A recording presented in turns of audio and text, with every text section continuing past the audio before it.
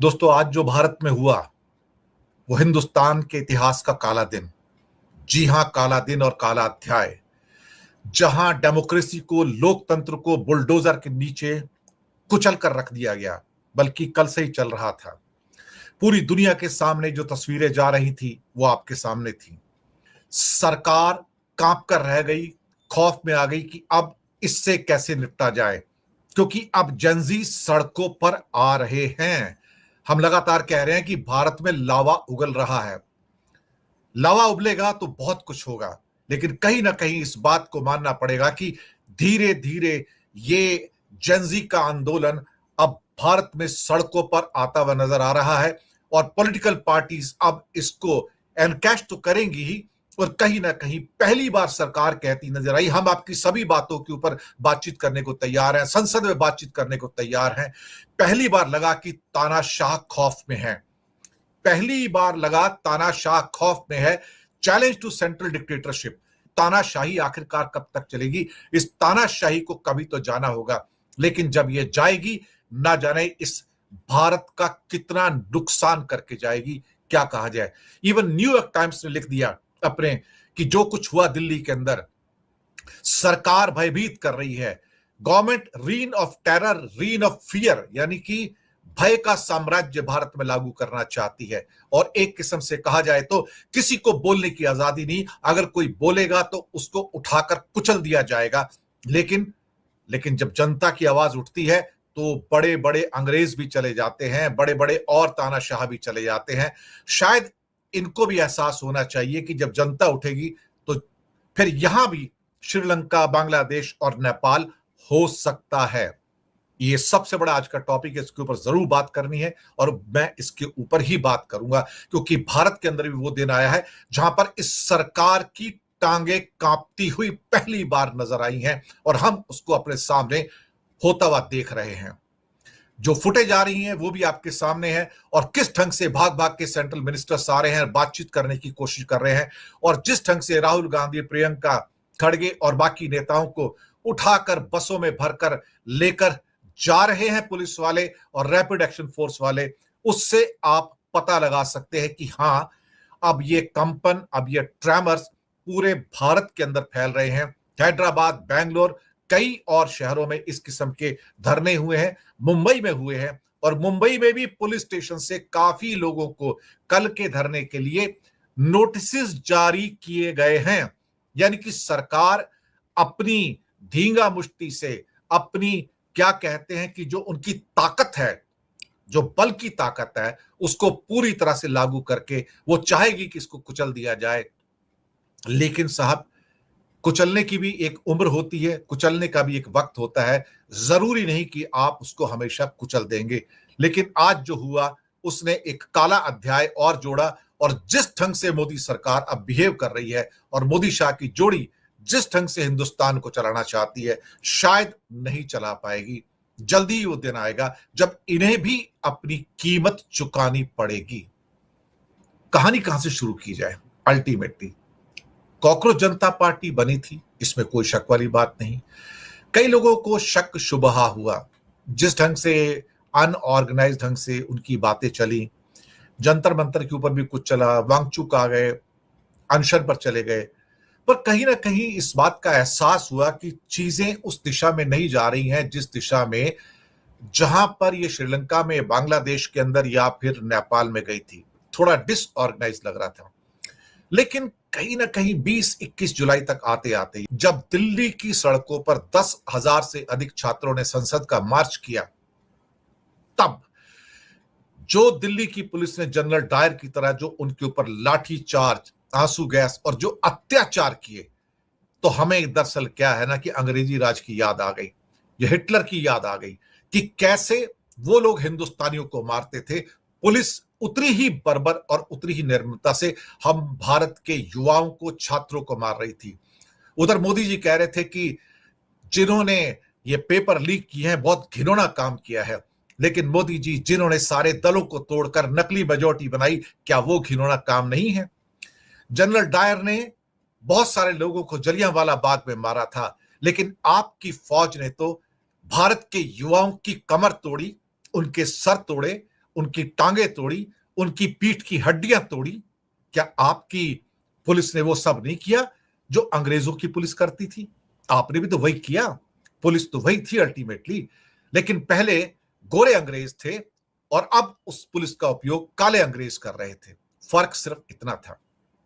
12 साल में युवाओं की तरफ से सबसे तीखे और अभूतपूर्व विरोध का सामना अब यह सरकार कर रही है। यानी कि वो कॉकरोच, वो तिलचट्टा, क्या क्या नहीं कहा गया। एक तरह से कहा जाए तो chief justice of India cockroach शब्द का इस्तेमाल करते हैं देश के बेरोजगारों के लिए। उन्हें शर्म नहीं आई कि वो एक चीफ जस्टिस हैं। लेकिन सूर्यकांत हमेशा से भारतीय जनता पार्टी के साथ रहे हैं और साथ चलते रहे। वो कभी भी ऐसा लगा कि उनकी निष्ठा कॉन्स्टिट्यूशन के प्रति ना होकर कहीं ना कहीं उनकी निष्ठा सरकार के प्रति रही। और फिर बैडमिंटन खेलने के लिए वो लंदन भी चले जाते हैं साहब।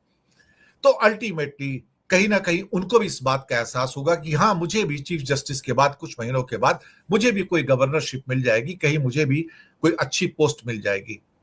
अल्टीमेटली गुस्सा धीरे धीरे सड़कों पर आना शुरू हुआ।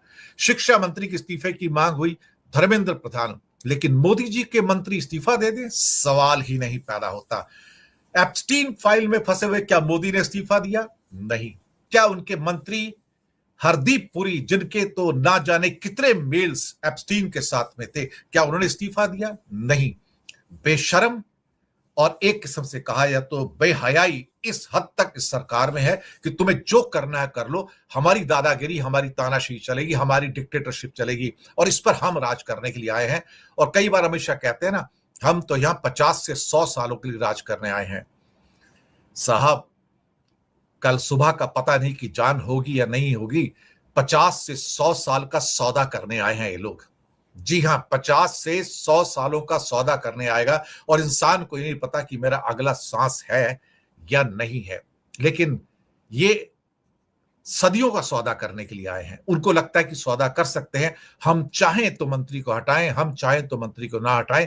और उन्होंने जिद पकड़ ली, हम नहीं हटाएंगे, हम हरदीप पुरी को नहीं हटाएंगे, हम धर्मेंद्र प्रधान को नहीं हटाएंगे। मत हटाइए, आपकी हेकड़ी दुनिया देख रही है। ब्लूमबर्ग हो, न्यूयॉर्क टाइम्स हो, फाइनेंशियल टाइम्स हो या वाशिंगटन पोस्ट हो, दुनिया के सभी पेपर्स के अंदर, इंक्लूडिंग आपके बाकी गार्डियन और कई और न्यूज़पेपर ने वो जो नंगापन है इस सरदार का, इस पूरे के पूरे वो दिखा रहे हैं। वो सोनम वांगचुक है, वो भी संदेह के घेरे में रहे। बिगड़ती हालत का हवाला देकर उनको वहां से हटाया गया और सोचा कि चलो इनको थोड़ा सा डीरेल कर देते हैं। लेकिन कहीं ना कहीं एक बात थी, भले ही वांगचुक में आप दोष ढूंढो, दीपके में दोष ढूंढो, वो अलग कहानी है, मैं उसको छोड़ देता हूं। लेकिन भारत के युवा तो कोई क्रिमिनल्स नहीं है ना भाई, वो कोई आतंकवादी नहीं है। क्या सोच के आपने उनके ऊपर आंसू गैस छोड़े? क्या सोचकर उनके ऊपर लाठीचार्ज किया आपने? क्या सोच के आपने बैरिकेडिंग की? क्या सोच के, क्या वो भारत के दुश्मन थे? क्या वो आपकी पार्लियामेंट में आग लगाने जा रहे थे?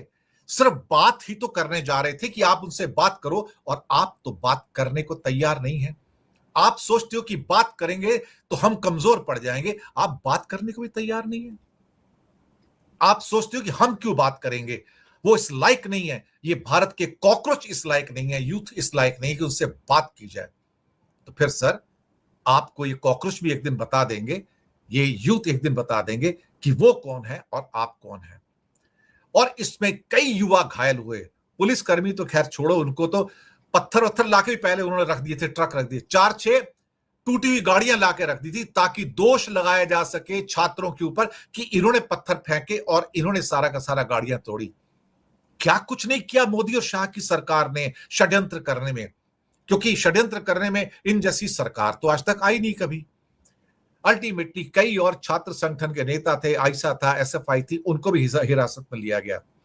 और फिर आज जब बहुत सारे हालात काबू से बाहर होते नजर आए तो आखिरकार विपक्ष प्रधानमंत्री के निवास पे जाके उसके गेट के सामने बैठ गया और पूरा ब्लॉक कर दिया। और उसके बाद पुलिस की टांगे कांपनी शुरू हुई। प्रधानमंत्री को खतरा है, प्रधानमंत्री की सिक्योरिटी को खतरा है। प्रधानमंत्री पंजाब गए थे, आपको याद है, एक पुल पे उनकी थोड़ी देर को 15 मिनट को गाड़ी क्या फंस गई और फिर कहते हैं वहां से वापसी में अपने मुख्यमंत्री से कहना कि मैं जिंदा वापस आ गया। जिस प्रधानमंत्री को यकीन ना हो कि इस पूरे के पूरे देश के अंदर वो अनसेफ हैं, तो क्यों ऐसे अनसेफ कंट्री के अंदर रहते हैं, छोड़ के चले जाए। बहुत लोगों से जफ्फियां मारते हैं, यूएई में जाके, सऊदी में जाके, जाए वहां रहे, बहुत सेफ रह गए वो तो। इन्हें अपने देशवासियों से डर लगता है, क्योंकि तानाशाहों को हमेशा अपने ही लोगों से डर लगता है। तानाशाहों को हमेशा अपने ही लोगों से डर लगता है, और ये तानाशाही भी एक दिन खत्म हो जाती है।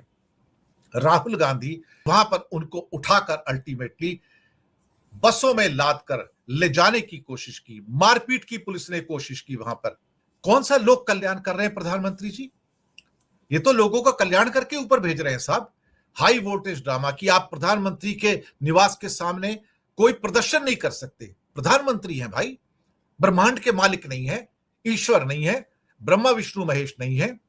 राहुल गांधी आखिर में सड़क पर लेट गए, 7-8 पुलिस कर्मियों ने उनको जबरन उठाकर पुलिस बस में डाला, हिरासत में लिया। तो राहुल ने लिखा, प्रधानमंत्री मोदी भारत के इतिहास के सबसे युवा विरोधी प्रधानमंत्री हैं।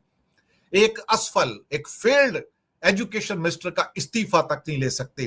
पेपर लीक के क्रिमिनल्स खुलेआम घूम रहे हैं, और जो जस्टिस मांग रहे हैं उन स्टूडेंट्स को पीटा जा रहा है, उन्हें मारा जा रहा है।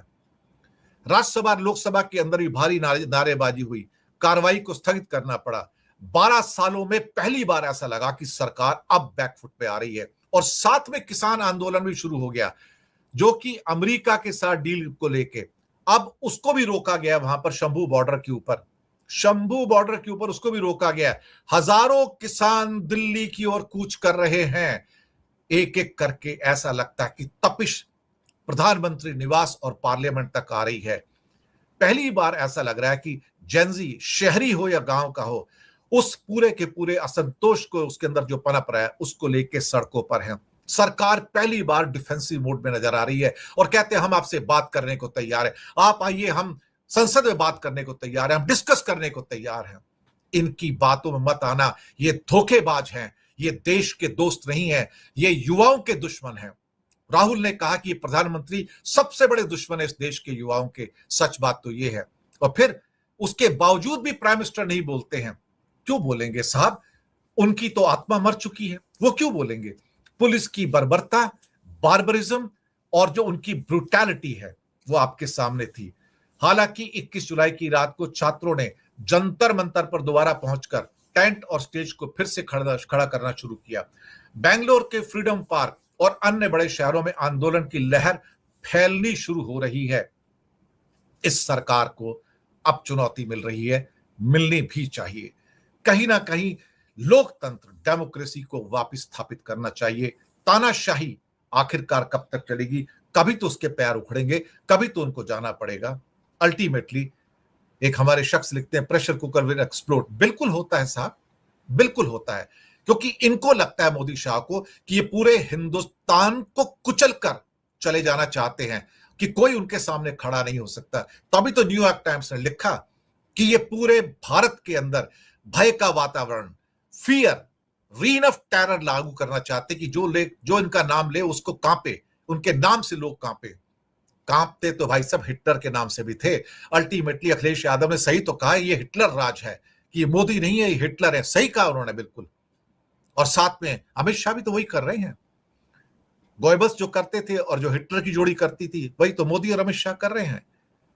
जो जनरल डायर ने जलियांवाला बाग किया, अपने लोगों को मारा, गोलियां बरसाई, बस यह गोलियां बरसनी रह गई थी, बाकी तो सब कुछ किया ना।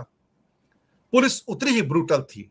शर्म आती है, ये आजाद भारत है, वो गुलाम भारत था। लेकिन आजाद भारत के अंदर युवा लोग अपनी बात नहीं कर सकते, प्रोटेस्ट नहीं कर सकते, अपनी बात नहीं रख सकते।